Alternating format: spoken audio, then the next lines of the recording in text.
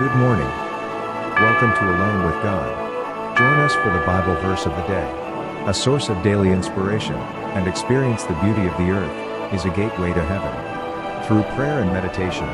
Today, we will meditate on Luke chapter 5 verses 15b-16. And great crowds assembled to listen to him, and to be cured of their ailments. But he would withdraw to deserted places to pray. Let us turn to our Heavenly Father. Let us pray. Dear Lord, there are times when the weight of the world feels too heavy to bear.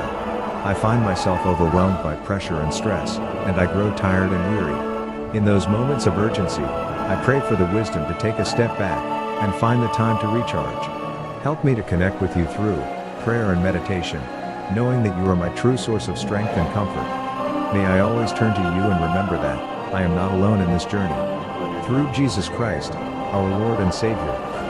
Amen.